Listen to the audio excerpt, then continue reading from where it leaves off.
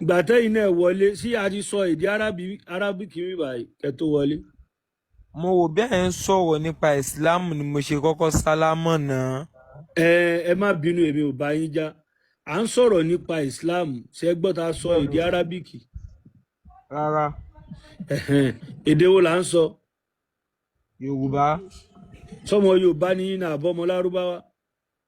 Ọmọ Yorùbá ni mí bọ̀ mo gbọ́ kí ló wá Lárúbáwá dé kí ló ní yín lára ńgbà tẹ wọlé kẹ kí wa ẹka alẹ́sibálẹ̀ la wà àbọ̀sánlẹ̀ yín wà ń bẹ̀ yẹn. alẹ́ la àjọ wà lálẹ́ náà ni sà. tó kí ni ìtumọ̀ sàlámù àlékún.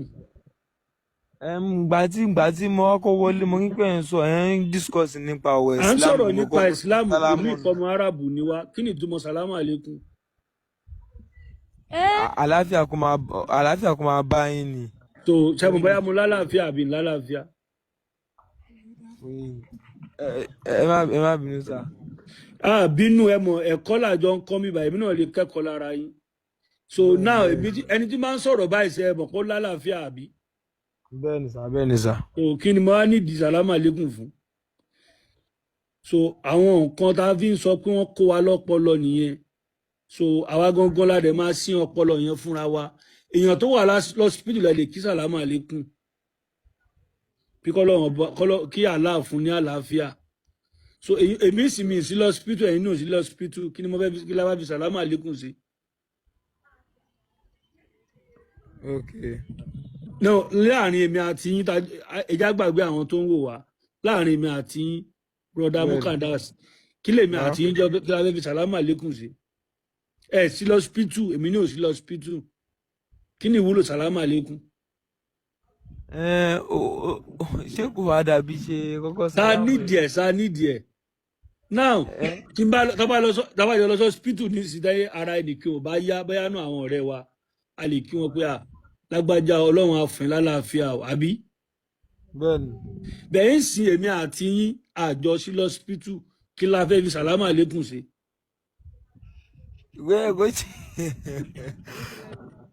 kò jí dandan lórí kí wọn lọ sí ọ̀dọ̀ sálámù. no ìtumọ̀ ẹ̀ nìyẹn bí pé wèrè tí ò gbádùn ní sí mo lè sọ fún wèrè tí ò gbádùn ní pé sàlámù àlékún o pé Allah ò fún lálàáfíà o àlàáfíà Allah kó máa bá bẹ́ẹ̀ èmi ò ya wèrè ẹ̀yin ní ò ya wèrè náà ẹ̀ síkì èmi ní ò síkì kí la fẹ́ fi sàlámù àlékún sí.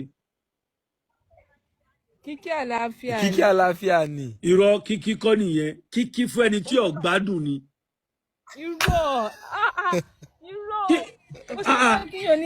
ìyá mi ok ìyá mi kí ni ìtumọ̀ sàlámù àlékún ẹ má bínú. kí àlàáfíà máa bá yín. ok sẹ́mi ẹ̀yin ṣàgbádùn àbí. irọ́ ẹni sùúrù this is common sense ìyá mi ẹ má jẹ́ àgbì lórí ìkọjú òsì àgbì. ẹ ṣàlàyé kan fún yín. ọyẹ ṣàlàyé. ṣé mo pé church tó bá fẹ́ wọlé ìjọsìn àbí kọ́ máa ní báwo ṣe máa sọ máa ní kàlàáfíà máa bá yín. wọn ò gbádùn bẹ́ẹ̀ yẹn náà ni. wọ́n ṣé wọn ò gbádùn. wọn ò gbádùn ni ẹni tó bá nísìnyí nílẹ̀ Yorùbá parijọjọmọ Yorùbá yìí láì ní parọ́ fúnra wa ìyá mi gbogbo wa mọ̀ pé ẹni tí ò gbádùn la máa ń kí pọ́lọ́hún fún lálàáfíà náà. so ìkankan ò ṣe yín náà ìkankan ò ṣe mí náà mo wá ń kí yín pé Ọlọ́run ò fún yín Allah ò fún yín lálàáfíà ẹ mọ̀ pé ẹ̀kẹ́ mọ́ gbá etí mi ni ẹ bá wá ní àkànbí ìkankan ò ṣe mí lórí tí mo fi kí Ọlọ́run fún yín ẹ mọ̀ èébú ni gan nílẹ̀ Yorùbá nílẹ̀ Yorùbá èébú ni kí ẹ máa sọ fẹ́ni tí ìgbà kan ò ṣe kọ́lọ́wọ́ fún lálàáfíà. kò ṣe dandan kí wọn bá sí kí wọn bá tó ní kí àlàáfíà máa bá yàn Assalamu alaikum kí àlàáfíà Ọlọ́run máa bá yín. àdúrà ni òwe ṣe pé. àdúrà kọ́ àdúrà fẹ́ni tí ò gbádùn ni. ìwọ ó ṣe bẹ́ẹ̀. ó ṣe bẹ́ẹ̀. ok ẹni sùúrù ẹyà sọ̀rọ̀ ẹ̀kọ́ yíra wa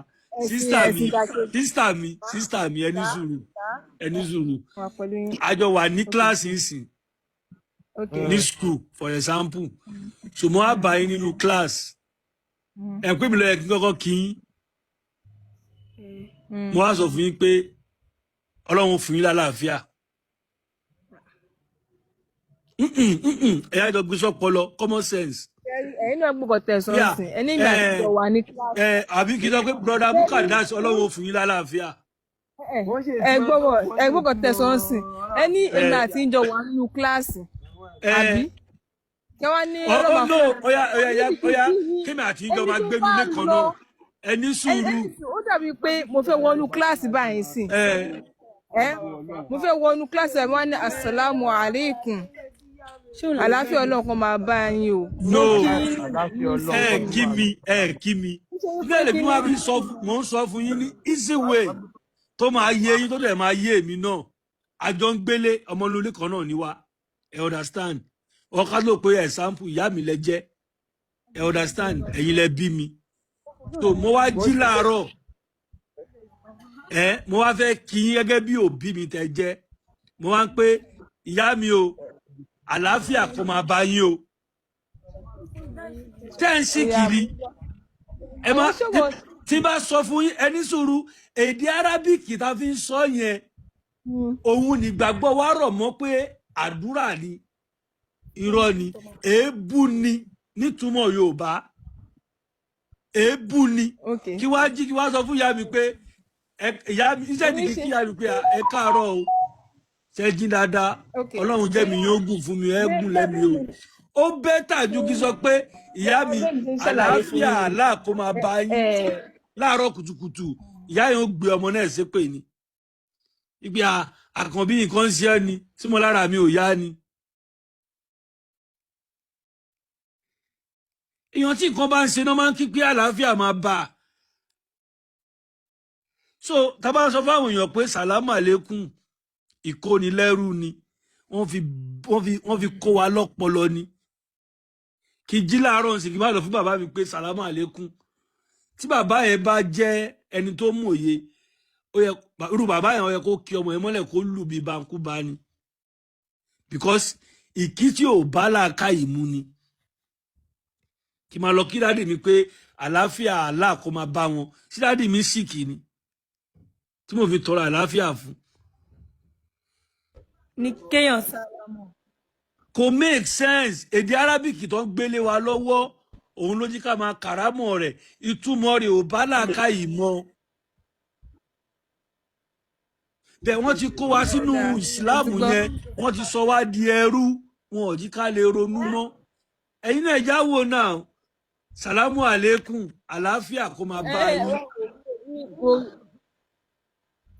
ṣé ẹ sì kì í ni. ọmọ tó ṣẹlẹ̀ èmi ò ní bá yín ájò tẹ́ bá ti gbọ́ tèmi èmi ò sick ẹ̀yin náà dẹ̀ sick tẹ́ bá ti gbọ́ tèmi sọ kò sí wàhálà Ọlọ́run ló mọ ẹni tó ń sí òun bẹ́ẹ̀ ṣe gbọ́nà títí yín lẹ́yìn ṣe tó yẹn. no sẹ́rí bí ta wà yìí ìyá mi gẹ́gẹ́ bí ọmọ Yorùbá àjọ ń síra wa nílàáká yìí ni ẹ understand ẹ má jí ká torí pé wọ́n gbé ẹ̀sìn kan wá bá wa ká lọ́ọ̀sì làákàyè tí Ọlọ́run fún wa làákàyè tá à ń wò yìí ó bá wa wálé ayé ni ìgbà tán bí wa tẹ́bí bá ń pa wá sẹ́wọ̀n pa àlè sọ̀rọ̀ kí la máa ṣe a máa sunkún níbi ẹkún tá a bá sùn yẹn làwọn ìyá wa máa wò pé ebi ń pọmọ yìí ni tó bá wò pé àwọn sẹ́yẹ̀ fún wa lóúnjẹ tán a sunkún wọ́n á wò pé ó dàbí pọmọ yìí ti yàgbẹ́ sínú pampers táwọn dè fún ló fi ń sunkún wọ́n á change pampers yẹn tó bá yẹ pé oúnjẹ lè yẹn sunkún sí wọ́n á mọ̀ kí ló ń sọ fún wọn làákàyè kò ń ṣe ẹ̀sìn ló ń sọ fáwọn ìyá wa o làákàyè ló ń sọ fún wọn tọmọ yẹn bá nídìí ìwẹ̀ tó rú bá ti mu ẹ understand tó bá ń sunkún tán wò pé mo ṣe fọmọ yìí ló ń jẹ tán ni mo ṣe change pampers fọmọ yìí ni kí ló wá ń sunkún sí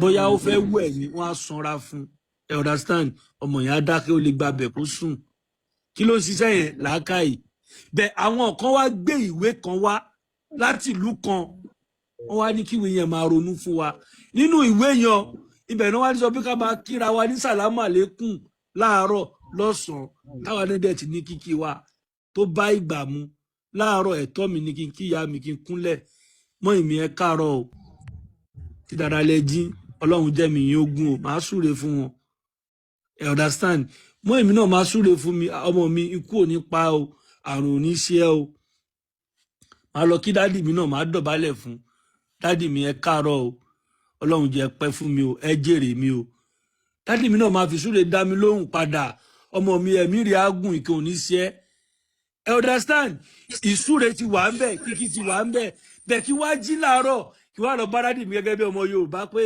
sàlámù àlékún bàbá mi pé bàbá mi o Ọlọ́run fún yín lálàáfíà àbí Allah fún yín lálàáfíà bàbá yẹn tó bá ní ọpọlọ yẹn kó gba etí ọmọ yẹn tílé òfin sùn ni torí bàbá yẹn máa wò pé tí mò ń sìnkì ní tó ń kí mi pé kálà fún mi lálàáfíà but ẹ̀sìn tó gbé wá fún wa kò jí ká lè ronú ìkan táwa fi gbé ètò yìí dìde nìyẹn pé no ọmọ Yorùbá nílé lóko lẹ́yìn odi we got to wake up so báàrin yẹn ṣe jẹ́ nìyẹn kọ́lọ́run ọba Elédùmarè kọ́kọ́ wa mọ̀ ọ́ ṣe kò ń ṣe àwa náà àmì àṣẹ kí ó ṣàwa àkọ́bí náà ọlọ́ba yes sir ẹ jọ̀ọ́ ẹ má bínú mo mọ̀ bóyá ẹ lè fún mi bíi 7 minutes 7 kí minutes n bá ti pọ̀ gbogbo ilé sọ̀rọ̀. nígbà tí ìsìnkú ẹ̀yìn lẹ́kọ́ wa wá bíbà yìí a lè fún yín 2 minutes. Ah, nǹkan tí mo fẹ́ sọ mo kàn fẹ́ sọ nípa bí wọ́n ṣe dá Islam sílẹ̀ ni and mo fẹ́ compare sí ẹ̀sìn Yorùbá so bí àwa náà ṣe lè ẹni dá sùúrù tá a bá fẹ́ dá nǹkan tá à ń sọ náà nìyẹn tí mítírísì bá ti pọ̀ jù ẹ lè sọ nǹkan tó yẹ kẹ́ sọ àkọ́kọ́ Yorùbá ò lẹ́sìn àṣà àti ṣe lání so la fi ní ká fún yín ní 2 minutes kọ́rọ̀ yẹn fi lè mọ ní ṣókí. mo understand pé Yorùbá ò lẹ́sìn lóòótọ́ ni so the same thing ni bí Lárúbáwá gan wọn ò lẹ́sìn ìyá but Lárúbáwá wọ́n wá lẹ́sìn náà pákéjì àṣà àti ìṣe wọn lọ́n pákéjì lọ́n fi ṣe bí ẹ̀sìn fún àwa tó fẹ́ ká máa gbàgbọ́. ok fún example kí n kò sọ pé bí Ṣàngó ṣe wà ẹ dúró broda ẹ jọ̀ọ́ yẹ kí n Adébáyọ̀ sọ̀rọ̀ àbí Adébọ́báwá Adébábọ́báwá ẹ ní sùúrù ẹ jí ká fún yín ní 2 minutes kí ní àjò yẹn lè fast àwọn èèyàn pọ̀ ẹ rí pé àfa àti sá lọ àwọn èèyàn pọ̀ ń bíbà ẹ̀ tán lè fẹ́ bá wa sọ̀rọ̀ ẹ já fún yín 2 minutes. ok ẹ jẹ́ kí n continue ó wà ní 9:19 in Nigeria time so bí Ṣàngó ṣe wà tí àwọn èṣù wà bẹ́ẹ̀ ni àwọn òrìṣà tó wà nílẹ̀ Lárúbáwá wà tẹ́lẹ̀ so bí kakọ pákéjì Ṣàngó sójú kan ká sọ pé òkè a fẹ́ bọ àwọn Ṣàngó yẹn mọ́ a fẹ́ bọ àwọn Ọ̀ṣun yẹn mọ́ ká kó máa gbàdúrà sí Ọlọ́run táwa mọ̀ as one that is what Lárúbáwá kọ nǹkan tó ń pè ní Allah gbogbo òrìṣà táwọn ń bọ wọ́n fi sílẹ̀ òun ni Muhammad wá sọ fún wọn pé kán fi sílẹ̀ wọ́n wá kó sójú kan pé òkè Allah yìí tó ń tì mọ̀ yìí lọ́n fẹ́ máa bọ so the same thing tàbá pé Yorùbá fẹ́ sọ pé ká máa force àwọn èèyàn kan máa ṣe nǹkan tí Yorùbá ń ṣe a lè package tàwa náà a máa package Ṣàngó Ọ̀ṣun a dẹ̀ máa package ẹ̀ sójú kan náà a máa wá pè ní Ọlọ́run Elédùmarè pé nǹkan táwa ń ṣe nìyẹn but anybody ò ní mọ̀ àwa la máa mọ̀ nǹkan táwa ṣe so a dẹ̀ máa ta fáwọn èèyàn around the world our own is even more clearer because Ọlọ́run ò ní ilé Ọlọ́run ò ní nǹkan kan Ọlọ́run kọ́ wà ní Ọlọ́run wà níbi gbogbo but Allah has a place that you have to go and worship him. So this thing is just so clear to all of us, but all of us are just acting like we are dumb, like we are not even seeing it. This thing is just to conquer us, to just wipe us off the earth. But we are doing like we are not seeing what is going on. Some people are using emotion and truly, àwọn Arab yìí wọ́n máa ń sanwó fáwọn àwọn Muslim tẹ́ rí yìí, no cap, wọ́n máa ń gba salary from all these Arab rich countries. They are the ones sponsoring all these things. But this thing MS Baba and others are doing, this is a very great thing for our survival. Nǹkan tẹ́ pé a need ni, kò ṣe pé eré, we are just doing like we are dumb and we are stupid. People are playing with our life. Very soon, they will just wipe us out because some people want to be super, like, ever believe, nǹkan tẹ́ yín believe, òun ló strong jù gan táwọn èèyàn sọ lọ. It's just common sense. Kíkó wa ká kọ́ máa wo kíní. People àwọn Arab wa wọ́n sọ fún wa pé ọ̀lẹ́sì tábà gba nǹkan táwọn ń ṣe gbọ́ àní lọ sí ọ̀run àní ṣe nǹkan kan pé nǹkan táwa ní ó wà stupid. So imagine pé person come dey tell you say your father wetin your ancestors don dey do for millions of years dey come say dem dey very stupid. you can't dey carry yourself say na wetin you wan dey do. Christians wan change orúkọ wọn sí English name. Can you tell an Englishman to answer Yoruba name? He will tell you never. They no go ever try am. But you talk say your own Yoruba name no good. You gats bear that English name first. Is that not brainwash? Is that not manipulation? Some they will say the Arabic name they won't bear.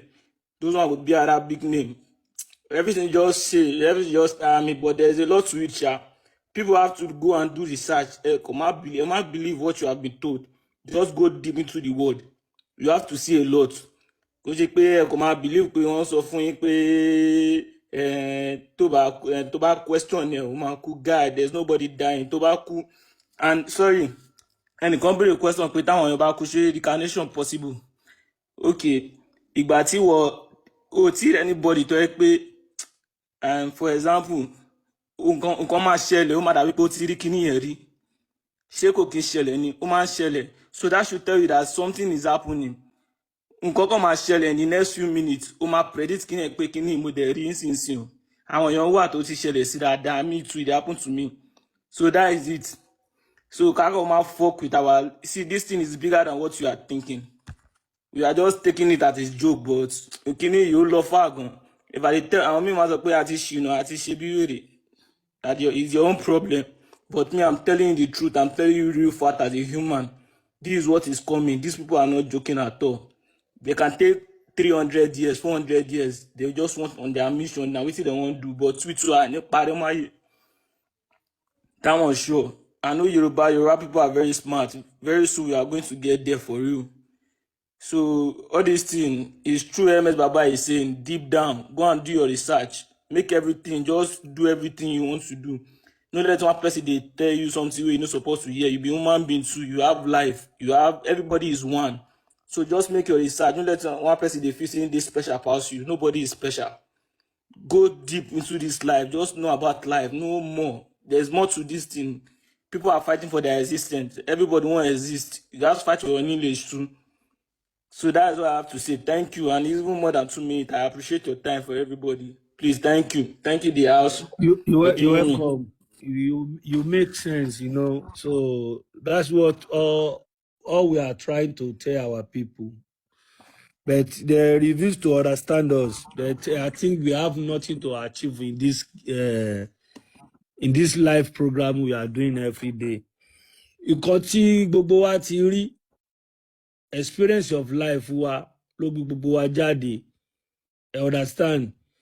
So kò sí kan tá fẹ́ gbà níbi kan tá ń ṣe yìí bá ìran Saudi Arabia jẹ́, but ìran Saudi Israel wọ́n wá láti wá ba ayé wa jẹ́ ni. Olójú òdẹ̀ ní lajú ẹ̀ sílẹ̀ kí tá lùbọ́ kó wọ̀. Èèyàn kan ló máa ń gbé ìran kan kúrò nínú oko ẹrú. So ìran táwa ń bì báyìí is like ìran táwa ń bì báyìí tájọ understand the movement yìí. We are ready to take our Yoruba people kúrò ní oko ẹrú. So ẹni tó bá wù kó gbọ́ ni, ẹni tó bá wù kó má gbọ́, but we are ready to do this. So báàrin yẹn ṣe jẹ́ nìyẹn. So láfi sọ pé I need more people for this movement. Èèyàn kan ò lè dá ṣe. Kémi gbé kẹ́yìn gbé. Wọ́n ní àgbájọwọ́ la fi ń sọ̀yà, ọwọ́ kò gbẹ́rù dórí. So determination àwọn Arab people yìí is very funny and very bad. Àwọn Arab táwọn wòye sí òkọkú ni wọ́n. Ìmọ̀ sọ fáwọn ọ̀rẹ́ mi ní Europe tá wà yìí pé èmi ò lè báyìí. Àwọn Arab wà níbi, àwọn Afghanistan wà níbi ìwà ìtàjọ́ ń gbé. A lè jọ ní argument ká máa jọ bára wa kò máa kúrò wájú wọn ni. Because kéèyàn pa wọn ò lose. Bẹ̀tọ́ bá pa èèyàn lè yẹn lose. Because àwọn ọmọ ohun tó ń pè ní ikú, àwọn ọmọ valid ikú. Wọ́n rẹ́dì láti kú lórí nǹkan tí ò ní túmọ̀. Nǹkan tó fi Islam ló bà ayé wọn jẹ́. Bí pé kémi ọmọ Yorùbá ń sì kí máa bá sọ̀rọ̀ máa lé àjà. Èmi ni mi ò gbádùn náà. Torí pé mo ti mọ̀ already pé Somalia kò ní future. Afghanistan ò ní future. Àwọn tó ń para wọn torí pé ẹnìkan bú Muhammadu, nítorí pé ẹnìkan ò gba sẹ̀ríà, nítorí pé ẹnìkan ò kírun, nítorí pé ẹnìkan ò gbààwẹ̀, wọ́n lè pa. ẹ understand ṣé mi fẹ́ pààyàn torí pé ẹnìkì ò kírun ni kí ló kàn mí mo fẹ́ pààyàn torí pé ẹnìkì ò gbààwẹ̀ I'm a woman being like any fucking person mi ò lè gba ẹ̀mí èèyàn torí pé ẹnìkì ò gbààwẹ̀ Ramadan kí ló kàn mí aláwèrè tí gidi tó lóun gbé ẹ̀sìn Ramadan wá láyé ilé ayé ẹni tí ò bá gbààwẹ̀ kó pa fúnra ẹ̀ tó bá wọn kó òun bá lágbára náà èmi ni wọn máa pààyàn fàlà pé àwọn kan wà tán stupid like those Afghanistan Somalian people Fulani people in Yoruba land bí àwọn Sarafadeen àwọn Yunus àti bẹ́ẹ̀ bẹ́ẹ̀ lọ àwọn alisuna wal Jamal àwọn yẹn lè pààyàn ìyẹn làwa fi jáde pé náà kó tó débẹ̀ yẹn a máa jáde gbogbo àwọn Buhari ọmọ Musa in the last 10 years ago gbogbo alágbọ́n nǹkan táwọn Buhari ọmọ Musa ń sọ bó ṣe ń gbé ìran Yorùbá ṣépè Buhari ọmọ Musa gbélégún ṣépè ó gbé onífá ṣépè ó gbọ́ lọ́sùn ṣépè ó gbọ́ lọ́bàtálá ṣépè with common sense ìran Yorùbá ló ń gbé ṣépè because ìdílé wo la fẹ́ wọ̀ nílẹ̀ Yorùbá tó jẹ́ deep Yorùbá tá ní bá àwọn gbogbo nǹkan tó ń gbé ṣépè yẹn bẹ̀ àṣemọ́ ló dẹ̀ wà kò sí àṣírí àwa bọ́ sí public place wà máa gbéyàn ṣépè wà máa gbé wa ṣépè kò sẹ́ni tó sọ̀rọ̀ but now ojú wa ti là àti wake up battle and fight back yìí and we have to do this so gbogbo ọmọ Yorùbá tó wà ń bí this is our time láti reject Islam yìí ikú ìdààmú ìfàsẹ́yìn lẹ̀sìn yìí ń gbé bọ̀ wá sínú ayé wa ẹ̀sìn tí ò mú develop kankan wá bá wa kí nìkan tá lè generate nínú Islam kí nìkan tá fẹ́ generate in the next 10 years kí ni Islam fẹ́ provide fún wa Somalia àwọn tí ń para wọn ẹ wo àtijọ́ ọdún tó ti ń para wọn kí ni support ti Saudi Arabia fún Somalia Afghanistan tó jọ jẹ́ ọmọ ìyá wọ́n ti ń para wọn for long years Saudi Arabia ò lè fún wọn ní asylum Europe yìí ní gbogbo wọn ń sá wá wọ́n fẹ́ bà Europe jẹ́ now àwọn ti Europe wọ́n ti reject wọn ní Germany bíbá yìí sí wọ́n ti reject ẹlẹ́hà ìwé ẹlẹ́hà tó ń bá mú ní public place you are going to pay 5,000 euro for fine 5,000 euro is more than 8 million naira láti pé yẹn gbé drug àbí yẹn gbé gbòógì olóró èèyàn tó gbé gbòógì olóró gan tó ń mú bíbá yìí highest ó lò 6 months lẹ́wọ̀n bẹ́ẹ̀ ẹlẹ́hà ẹgbẹ́ lọ Germany gan lágbára jà láàlọ́ tó bá mú ẹlẹ́hà bíbá yìí tó bójú fáìnì ẹ̀ tó bá fẹ́ lo ẹ̀wọ̀n á san 5,000 euro ní náírà 5,000 euro is more than 8 million naira so Allah ti wà powerless so báwọn Europe náà ti ń reject ẹ̀ tí ẹ̀sìn yìí bá nítumọ̀ tálùjọ́nà yẹn bá wà real àwọn òyìnbó lè máa bá wájú àwọn náà wá reject Islam báyìí ń sìn so láfi ní káwa náà wake up nílẹ̀ Yorùbá. bí ó bá ṣe ń lọ náà ni a ó máa fi tó yín létí lórí ìkànnì yìí o ṣe ẹ gbọ́ bí àṣírí ìtumọ̀ sàlámù àlékún ṣe tú báyìí ẹ̀yin èèyàn wa ẹ padà sílé kí ẹ jí ẹ má sùn ẹ máa tẹ̀lé wa lọ lórí ìkànnì yìí Àkámọ́ àti Mọ́mì.